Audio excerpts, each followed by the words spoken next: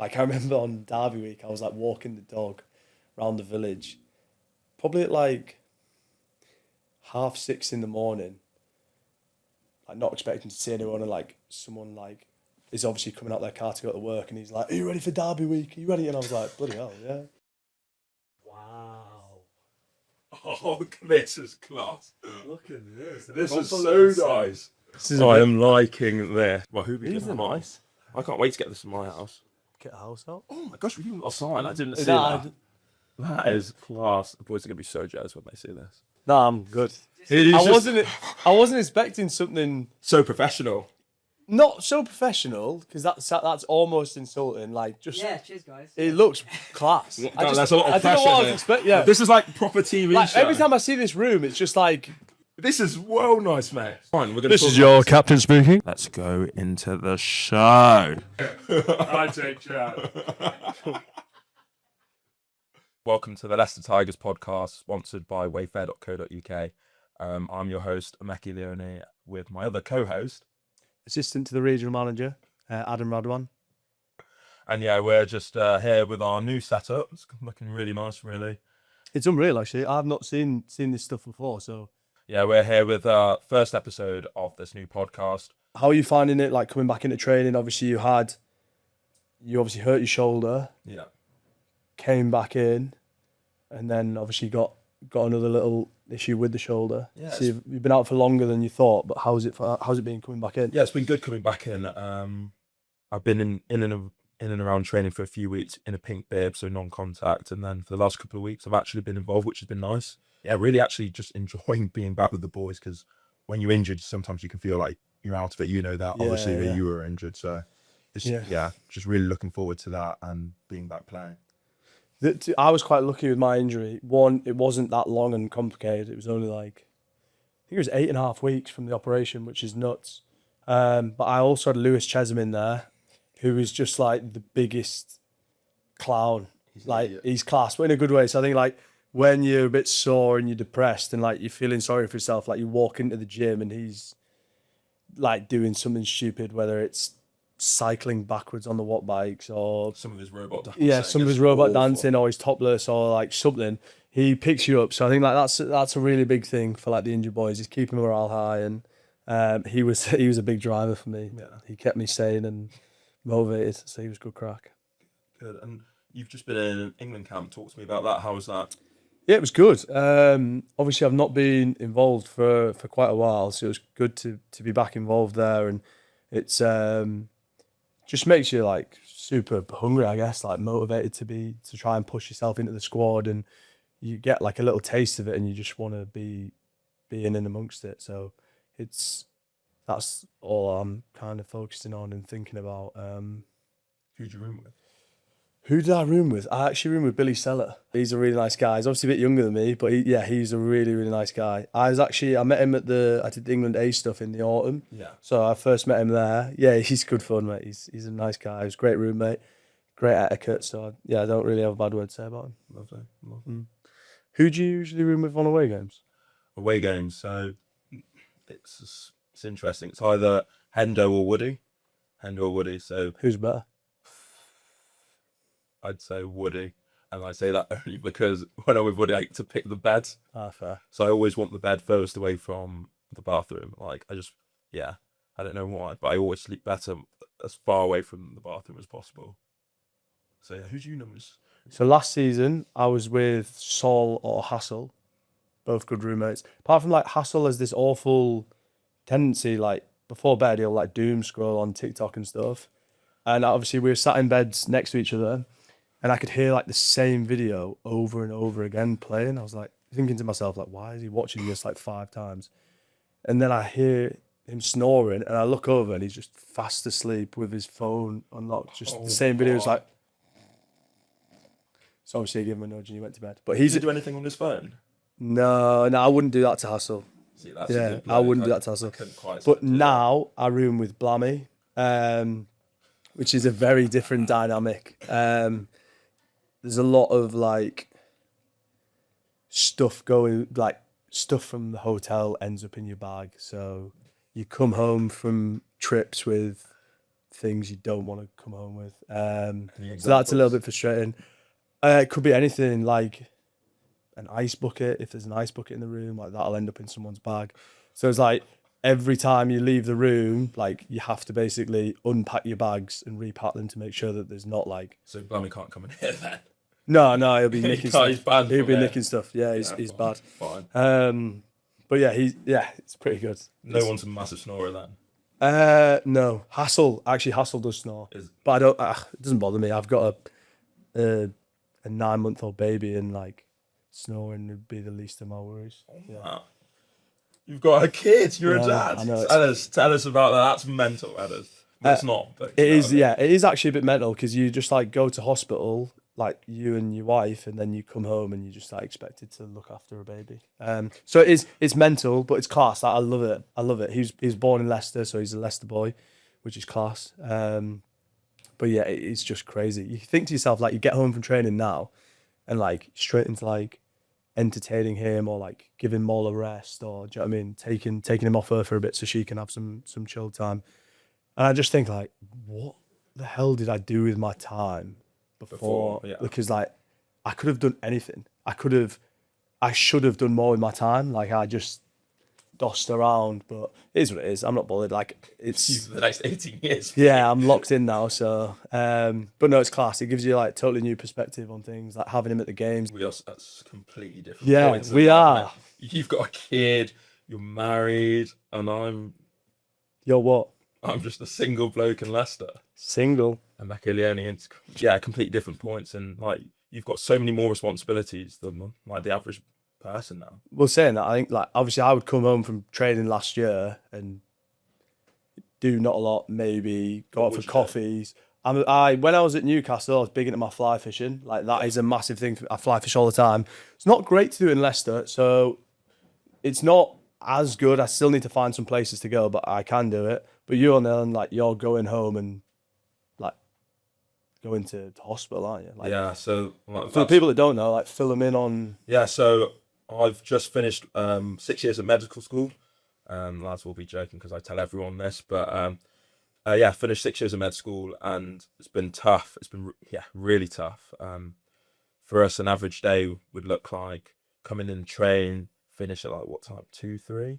Yeah. And then for me, that would be straight into the hospital. So I'd go straight from here to Nottingham to the Queen's Medical Centre, and then spend the rest of my day until maybe like 11 or 12 some nights in the hospital, back to sleep, and then come in and do exactly the same thing. It's chaos. Like having finished now, so I've got my results about a month ago. Like you have so much more time, and it's the stress. Like I don't feel stressed all the time, which is honestly the biggest thing. Like you just are able to come home and be like, what do I do with my time? Yeah. I go home and I sleep now. Like I haven't done that So for years. jealous. And really looking forward actually to this off season, because I'll be the first time I'll be able to go on holiday in like 6 Oh years. wow. Because medical students usually get 2 weeks off in the summer, No way. and it always coincides. The 2 weeks off are in the middle of pre-season, so I can't even get away. Oh, that is actually stinking. So Have you booked anywhere yet? no, waiting. I'm waiting. I'm Where do you hoping. fancy? I think somewhere like Mykonos, Right. Landy and whatnot. Some of the boys. Landy's gonna lead the charge on that. I reckon he's the one that plans all these. Like, That'll be good. yeah, Landy. I reckon Wandy will come if he's allowed to. Oh, But he's getting married, he's isn't getting he? married. So Yeah, he'll probably be off honeymooning and whatnot. yeah, doing that. So probably not one day. Who else? Who else could go? Vanders. Vanders. Vanders will be there. Up trying to flip. He'd be a good. He'll be. That'd be a good group. Yeah. Be interesting to see who's free at the end of the season, because everyone will have different commitments. You'll hopefully might be away somewhere else. Yeah, we'll see. We'll see how Don't that know goes. yet. Yeah. So- I'm desperate to get away as well. Like it'd be Yeah. nice to get a holiday because we didn't go away last off season because Moll was like so heavily pregnant. It was Yeah. like, well, there's no point going to sit in the sun because she just wouldn't be able to. So Going back to last year, that was obviously like I came to Leicester to the club in like just before the run-in. yeah, So it was kind of my first taste of like semi-final rugby and like that business end of the season. It was like a really exciting change for me. And that semi-final at home was you probably the best day of my career in Yeah. terms of like if I could go back to one day of my career. Like, it was class. Just the atmosphere, pre-game, like the buzz around the ground, like the week built, like leading up to it. And I remember when we made the playoffs and when we secured a home semi-final, Toby Flood texted me because he was, when I was coming through the academy at Newcastle, he was obviously a big dog up there. And like, he's obviously a Leicester legend as well. So he texted me and was just like, mate, enjoy the next few weeks. It'll be the funnest and like best weeks of your career. Make the most of it. And like, ultimately, we didn't get the end we wanted to, but like those 2 weeks were probably like some of the best weeks of my career. I think the way training went, the mood around the place from everyone, like staff and players, top to bottom, was just so good. And there's just an exciting buzz around the place, isn't there? Yeah, Like it 100%. is good. Like, we're at the business end, like back on to last year, like you scored that absolute worldie of a try. Absolute worldie try. He's embarrassed, he gets shy, but yeah, like it genuinely was probably the most fun I've ever had playing rugby. Yeah, it was good. It was class, wasn't it? I think with the weeks, training, like things changing, training probably dialed it back a little bit. Yeah, it did nothing. Really. How good was it? How We good did nothing really all week. So it was good. so good. Because we were still doing like conditioning in sessions up until that week. Yeah. And then we cut it out, and then I was like, oh my gosh. On the atmosphere, you did speak a little bit about how it's our home, and it means more to play in front of our fans, our families there, than it does to play anywhere else. Yeah, it is an incredible place to play, isn't it? I think it's, especially coming from having not played there that much, like even as an away side, it was always exciting coming to play down here because of the crowd and because of the history. And so it's quite strange being on the other side of that, but like I absolutely love it. I love it. It's so good. Like the buzz around the place is just nuts. Like the fans are amazing. I think I come from, obviously playing wise, from Newcastle, and like they have, the fans are great up there and stuff, but it's a big football city, and I think it's a lot of people are like mad keen on the footy and like dabble in the rugby a little bit, whereas it's a little bit different down here. Like it's nuts. The rugby's nuts. The like I remember on Derby week, I was like walking the dog around the village, probably at like 6:30 in the morning. I'm not expecting to see anyone, and like someone like is obviously coming out their car to go to work, and he's like, "Are you ready for Derby week? Are you ready?" And I was like, "Bloody hell, yeah." Do you know what I mean? Like it's nice though. Like I live in like quite a small little village, but there's a lot of very friendly people that are dead into the rugby. So get to chat to them a bit, and it's cool. Like it's just like you say, the fan base is massive, and I think there's a real buzz around. Yeah, especially on that, like the Prowl. I don't know. You've never been. No. You've never been anywhere. Yeah. Well, the Prowl's always been here, but I've been here before the Prowl, and like I think the Prowl is like the best thing. Yeah, it is cool. Pre-game, like to feel the buzz from the stadium. There aren't many places where you could do that week after week and still get a massive turnout, and then it genuinely does feel the buzz and it builds the energy going into the game. Because I think the first time we had the drummers before the Prowl was the semi-final. Yeah. And that was the drummers are class. Yeah, the drummers are so really good. Yeah. So good. Yeah. This is the Leicester Tigers podcast, sponsored by wayfair.co.uk. Everything for homes, from lighting, storage, furniture, basically anything you need to make your home not look like a locker room. Speaking from experience? Absolutely, Max. My living room's getting the call up. For all things, go to wayfair.co.uk, official home furniture and decor partner of Leicester Tigers. So for those of you that don't know, this is Jamie Doig. He'll be our first guest. Doigy is our kit man, but he's much more than that. He's brilliant. He's not your average kit man. So Doigy, take it away. Welcome, Doigy. Cheers, boys. What do you think about our new space? Bit bougie, innit? But so yeah, Doigy, tell us a little bit about yourself. So Jamie Doig, obviously boys know me as Doigy. I spent 26 years in the military in the Royal Engineers. Served in a few war zones. So I've done Bosnia twice, Kosovo, Afghanistan, Iraq, Sierra Leone, for my sins. But no. So on that, there's a few. So like, when I was at Newcastle, there was 2 kitmen there who were also ex-military. Why do you think there's quite a big crossover between? Because there is quite a lot of ex-militarised get into like kitman and kit jobs. Why do you think that is? I think more of it is the fact that you're institutionalized. So, I know what I'm wearing, what time I've got to be up, what I've got to do for the day, and there's a routine. And I think the military guys crave that routine. And once you take that routine away from them, they don't know what to do. There's various things, homeless. You look at the amount of homeless that are on the street, probably 60-70% of that are ex-military. And they lose the way. Luckily enough, I got in as a kit man, and have been able to progress on that. So it's not a case of me thinking, there's other jobs out there. This is what I want to do. I don't see it as a job. I see it as a hobby. It's a lifestyle. Yeah, because you obviously started off doing the academy with me. Yep.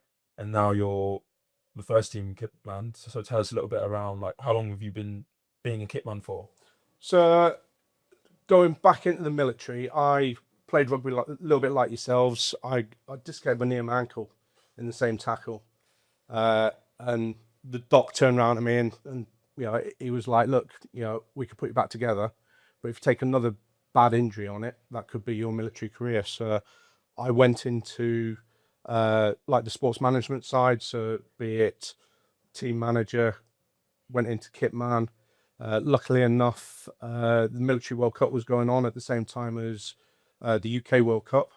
And I was able to look after the Army Rugby Union during a World Cup campaign. So everything that moved on then progressed from there. So went to Australia with the Armed Forces World Cup,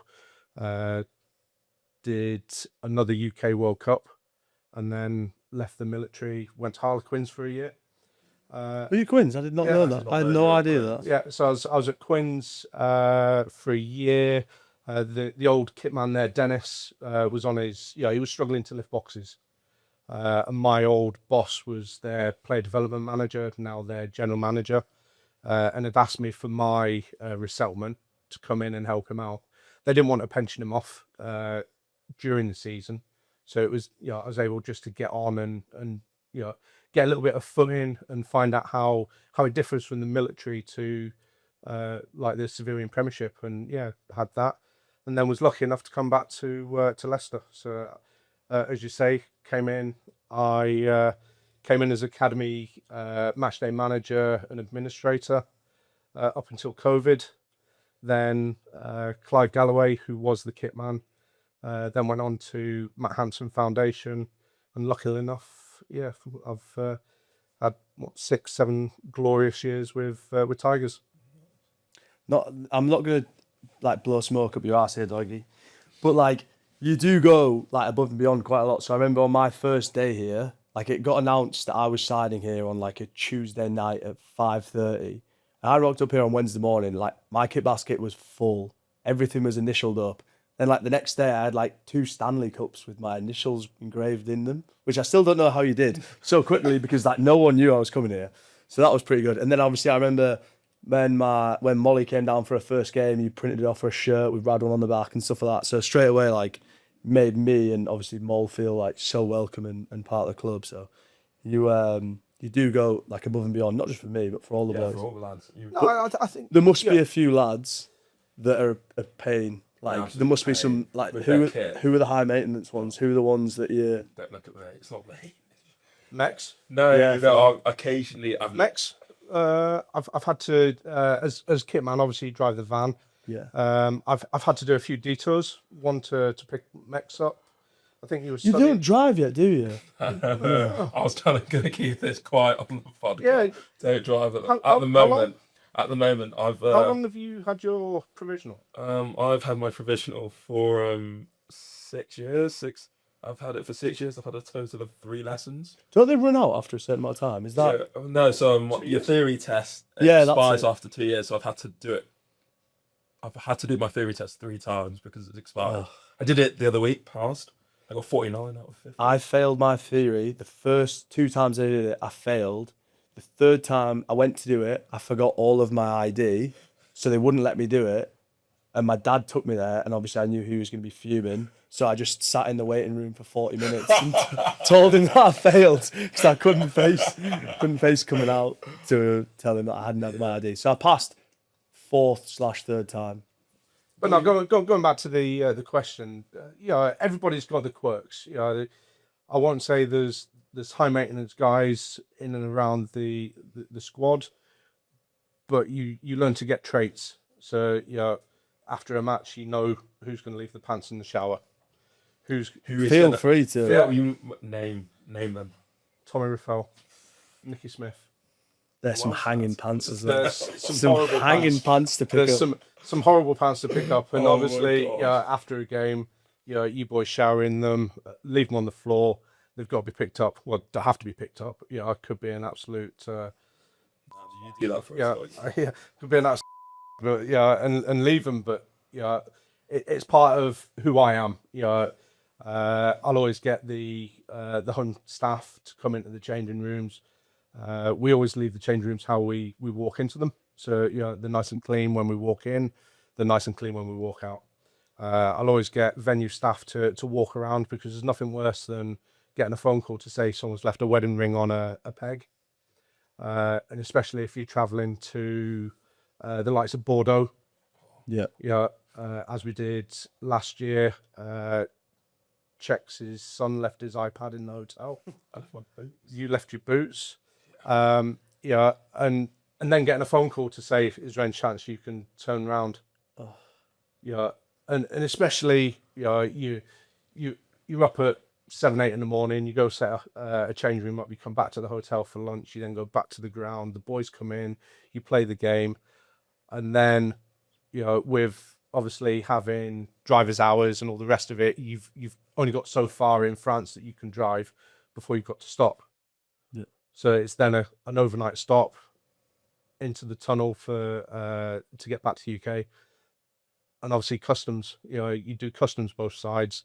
You could be there 2 hours, you could be there 6, 7 hours. And it's that sort of stuff that people don't see, but you just get on with it. Yeah. Then like post game, obviously like we finish a game, we get showered and washed and get out of there. Like what's post game for you? Like what time do you clock off? Do you have to do you sort all the kit after like the night after, or do you just like box it up and do it the next day? No. So I'll literally, for let's say a Saturday 3 o'clock kickoff. Yeah. We're finished by 5 o'clock on the pitch. You boys are then into post match, so be it families, media, all the rest of it. I'm then packing up, putting it onto the van, have a quick feed at the stadium, and then I'm straight back to Oval Park just to make sure that our kit is spot on. And if there's, let's say, a failing in the kit, let's say the shorts don't come up from white, you've got to spend a little bit more time with Vanish, with Stain Pro. That'll happen probably 2 days after. I'll always take the day after game day off. Okay. That recharges my batteries. Yeah.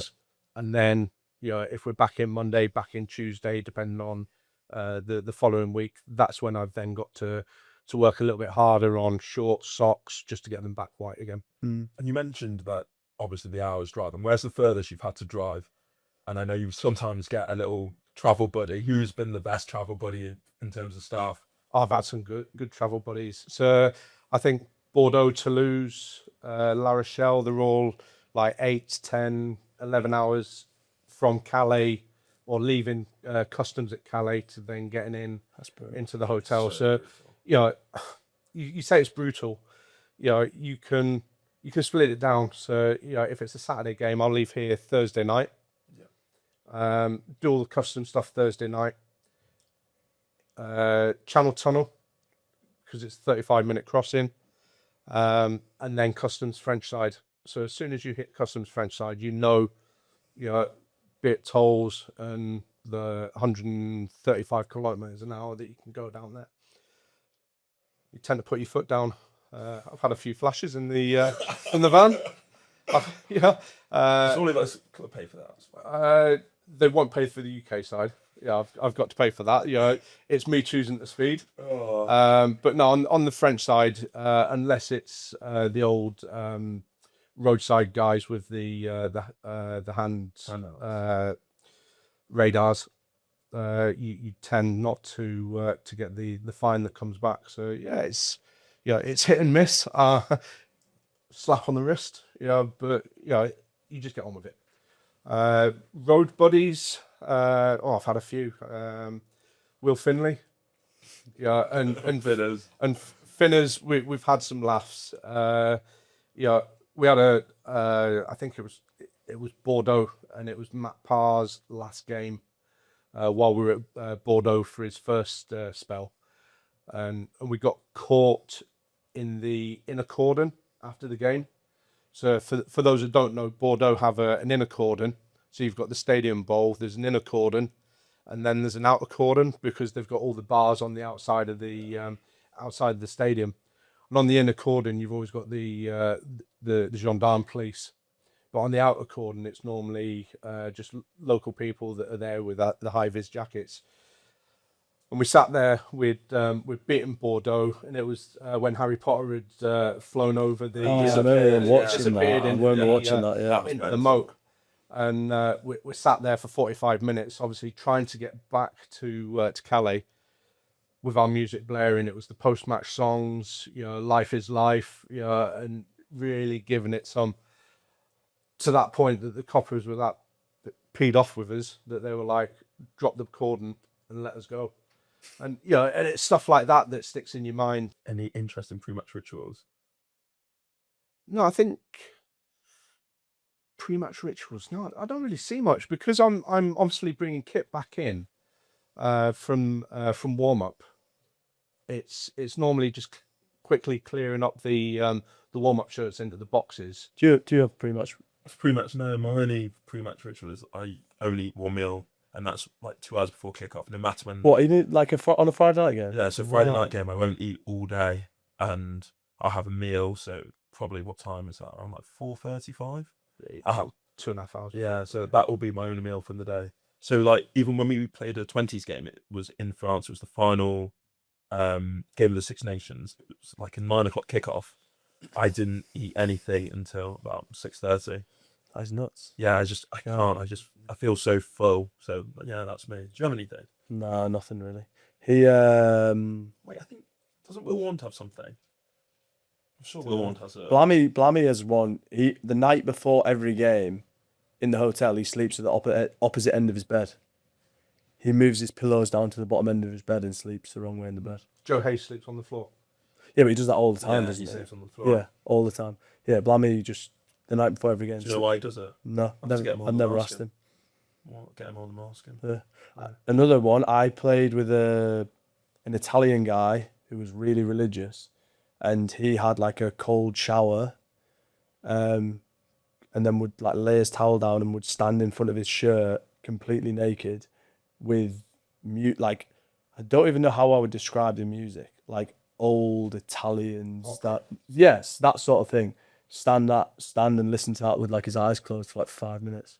I might have to try that on the next home game. Please don't. Jump in the ice bath. In fact, you've started the ice bath. Yeah. So I go in the ice bath before every home game. Obviously, we've got them there at the stadium. So I'm big on my recovery. But yeah, before every game, I'll get to the ground early, get in the ice bath for a bit, and just chill out in the changing rooms, unpack my bags, and I like to get there early. I don't like to be rushed. I'm always early. So Hazy does the same. Hazy gets there pretty early. So yeah, I like to be there very early, have a like slow, chill shower, listen to music, walk across to the hotel, get some food, and but I don't have any. Yeah, I'm really similar as well. Other kit men will come in probably about 11 o'clock as an away kit man to set up. I like to get there about 7 o'clock in the morning. I've got a body clock of 5:30. Yeah, It doesn't matter whether I'm working or not. I've got to be up. That's been ingrained into me. So, if I can get into a stadium that early, I'll go set up, come back to the hotel, eat, and then go back again.